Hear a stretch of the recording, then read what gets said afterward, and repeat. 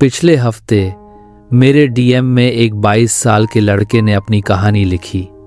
उसने बताया, भाई मैंने 3 साल तक ऑफिस की किच-किच सुनी, रोज रात को आंसू पोंछकर सोया, हर किसी को खुश रखने की कोशिश में अपना खून जलाया। फिर एक दिन मैंने फैसला किया, अब बस। मैंने ना कहना शुरू किया, फालतू की बातों को अनसुना करना शुरू किया, और यकीन मानिए इसका नतीजा वही टीम जो कभी मुझे हल्के में लेती थी, आज मेरी रिपोर्ट देखकर तालियां पीटती है, मेरी बात को ध्यान से सुनती है। ये सिर्फ एक कहानी नहीं, एक जीती जागती सीख है। इग्नोर करना सीखना सिर्फ ईगो की बात नहीं है, ये एक हाई इनकम स्किल है। ये वो चाबी है जो आपको न सिर्फ मानसिक शांति देगी, बल्कि करियर और पर्सनल लाइफ में जबरदस्त ग्रोथ भी लाएगी। आज मैं आपको वो 5 कमाल की कलाएं बताऊंगा जो इग्नोर करने से पहले ही आपको रिस्पेक्ट का जैकपॉट दिला देती हैं। ये कलाएं आपको भीड़ से अलग खड़ा करेंगी और दुनिया आपके आगे सलाम ठोकेगी। एक तो सवाल यह है, इग्नोर क्यों? देखो, दुनिया का सबसे बड़ा मिथ ये है, सबको खुश रखोगे तो बड़े लोग कहलाओगे। सच, ये बात उतनी ही झूठी है जितनी कि पैसे पेड़ पर उगते हैं। आप 100 में से 99 को खुश रख लें, पर वो एक नाराज इंसान ही आपकी इमेज बना और बिगाड़ सकता है। और पता है क्यों? क्योंकि हमारा दिमाग नेगेटिविटी को बहुत जल्दी पकड़ता है। साइकोलॉजी कहती है हर नेगेटिव कमेंट हमारे ब्रेन में 5 पॉजिटिव की जगह लेता है। सोचो, हर बात पर रिएक्ट करते रहे तो दिमाग कितना कचरा जमा कर लेगा। ये आपका फोकस खत्म कर देगा, ऊर्जा सोख लेगा और अंदर से खोखला कर देगा। तो फिर हमारी स्ट्रैटेजी क्या होनी चाहिए? बहुत सिंपल है, ignore the noise, keep the signal. यानी शोर शराबे को नजरअंदाज करो और सिर्फ जरूरी बातों पर ध्यान दो। सदियों पहले चाणक्य ने अपने नीति शास्त्र में लिखा था, व्यर्थ की बहस से विज्ञान भी थक जाता है। इसका क्या मतलब है? जिस डिस्कशन में कोई ग्रोथ नहीं है, कोई प्रोडक्टिविटी नहीं है, जहां सिर्फ टाइम पास या दूसरों को नीचा दिखाने की कोशिश हो रही है, वहां आपकी चुप्पी ही सबसे बड़ा स्टेटमेंट है। वहां अपनी ऊर्जा बर्बाद करना बेवकूफ़ी है। जब आप किसी बकवास, नेगेटिव कमेंट या व्यर्थ की आलोचना को जवाब नहीं देते, तो सामने वाले का डोपामाइन रिवॉर्ड सिस्टम फेल हो जाता है। उसे वो अटेंशन नहीं मिलती जिसकी उम्मीद थी, और अनजाने में ही सही वो आपकी वैल्यू सबकॉन्शियसली बढ़ा देता है। उसे समझ आता है कि आप फालतू की बातों में पड़ने वाले इंसान नहीं हैं। इग्नोर करना आपको सिर्फ कूल नहीं बनाता, ये आपको प्राइसलेस बनाता है। कला 1, NFI। अब आते हैं पहली कला पर, जिसका नाम है NFI, रूल, जिसका मतलब है नॉट फॉर मी। ये एक सिंपल हैक है जिसे नासा के इंजीनियर्स भी अपनी प्रोडक्टिविटी बढ़ाने के लिए इस्तेमाल करते हैं। जब कोई आइडिया, कोई आलोचना, कोई गॉसिप या कोई फालतू की बात आपके कान में पड़े, तो बस 3 सेकंड के लिए अपने आप से ये सवाल पूछो, इज दिस फॉर मी और नॉट फॉर मी? क्या ये मेरे लिए ज़रूरी है? क्या इससे मेरी लाइफ में कोई पॉजिटिव बदलाव आएगा? अगर नहीं, तो इंस्टेंट मेंटल डिलीट कर दो, उसे अपने दिमाग में जगह मत दो। मेरा एक दोस्त था जिसने CA फाइनल क्लियर किया।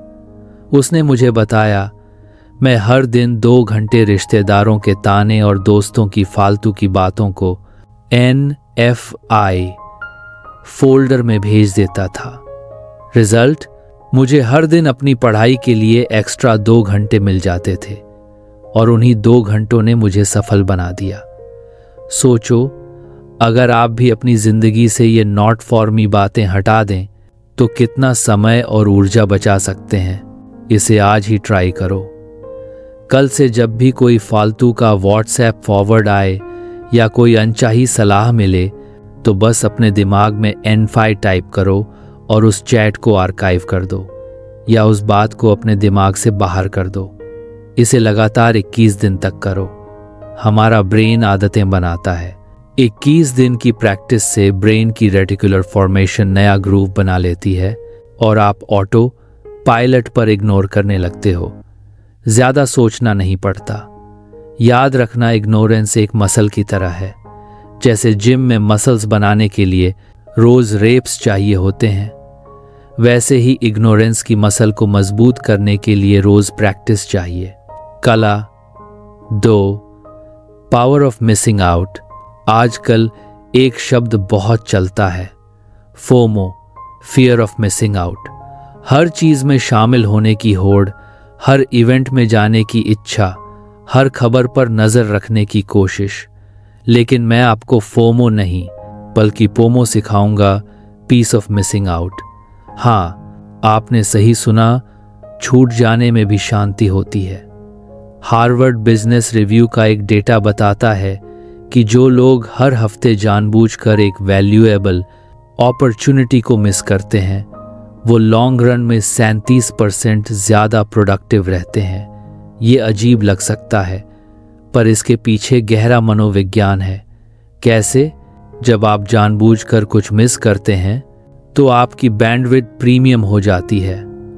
आप अपनी ऊर्जा और समय को उन चीज़ों पर लगाते हैं जो सचमुच मायने रखती हैं। और जब आप वापस आते हैं, लोग आपकी कमी नोटिस करते हैं, आपकी वैल्यू समझते हैं। उपलब्धता कम होने से मांग बढ़ती है। ये दुर्लभता का सिद्धांत, प्रिंसिपल ऑफ स्कैरसिटी है। पर इसे प्रैक्टिकली कैसे करें? कल से एक ऐसी मीटिंग जिसमें आपका रोल सिर्फ लिसनर का है, या जहां आपकी उपस्थिति बहुत ज़रूरी नहीं है, उसमें एक ईमेल भेजो, रिग्रेट वोंट अटेंड, और उस बचे हुए घंटे को किसी स्किल बिल्डिंग पर लगाओ, किसी किताब को पढ़ने में लगाओ या अपने किसी पर्सनल प्रोजेक्ट पर काम करो। 1 महीने के अंदर अंदर आपकी वैल्यू परसेप्शन पूरी तरह से पलट जाएगी। लोग आपको एक ऐसे व्यक्ति के रूप में देखेंगे जो अपने समय को बहुत महत्व देता है और जो सिर्फ ज़रूरी चीज़ों में ही शामिल होता है। इग्नोर करना किसी को ना बोलना नहीं, खुद को हाँ बोलना है। ये अपने समय, ऊर्जा और प्राथमिकताओं को महत्व देना है, जिससे आप अपने लक्ष्यों पर फोकस कर सकें। कला 3, साइलेंट स्कोरबोर्ड। सफल लोग स्कोरबोर्ड दिखाते नहीं, साइलेंटली रखते हैं।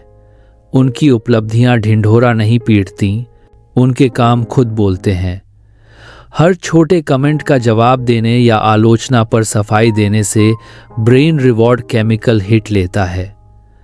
आपको लगता है कुछ हासिल कर लिया, पर फोकस रियल वर्क से हटकर छोटी मोटी बातों पर चला जाता है। प्रोडक्टिविटी कम हो जाती है। तो क्या करें? एक 1 रिप्लाई पॉलिसी अपनाओ। Will this matter in 7 days? क्या ये बात अगले 7 दिनों में भी मायने रखेगी? अगर नहीं तो उसे तुरंत स्किप कर दो। अगर हाँ तो उसे ज्यादा से ज्यादा 7 शब्दों में जवाब दो। किस principle, keep it short and significant को याद रखो। अपनी बात को छोटा और महत्वपूर्ण रखो। ओलंपिक एथलीट्स यही करते हैं। भीड़ का शोर इग्नोर कर पर्सनल बेस्ट पर ध्यान देते हैं। उन्हें फर्क नहीं पड़ता दर्शक क्या बोल रहे हैं। ध्यान सिर्फ परफॉर्मेंस पर होता है। आप भी ऑफिस पॉलिटिक्स के शोर को म्यूट करके अपने प्रमोशन ट्रैक पर दौड़िए। अपने काम से जवाब दीजिए, अपनी मेहनत से जवाब दीजिए। साइलेंट स्कोरबोर्ड रूल कहता है, let numbers talk, not notifications. आपके परिणाम बात करें, आपकी नोटिफिकेशंस नहीं। कला 4, emotional detachment hack. Emotional detachment भावहीनता नहीं। इसका मतलब है मैं आपकी बात का सम्मान करता हूं, पर आपकी ऊर्जा को अपने मूड पर हावी नहीं होने दूंगा। ये एक बहुत ही पावरफुल हैक है।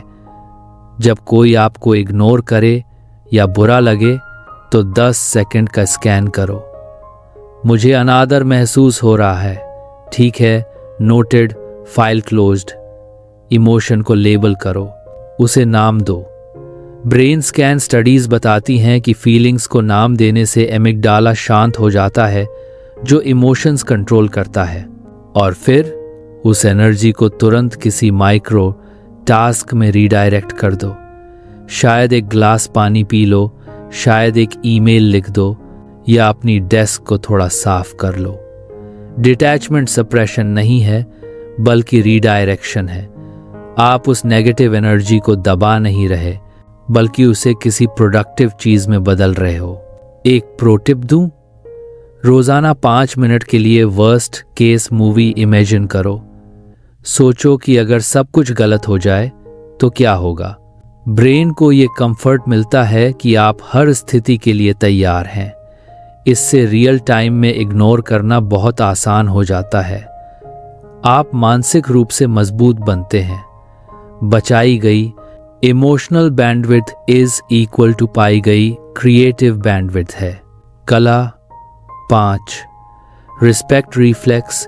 इग्नोर करने का एंड गेम रिस्पेक्ट पाना, और इसके लिए हमारी 5वीं कला है रिस्पेक्ट रिफ्लेक्स।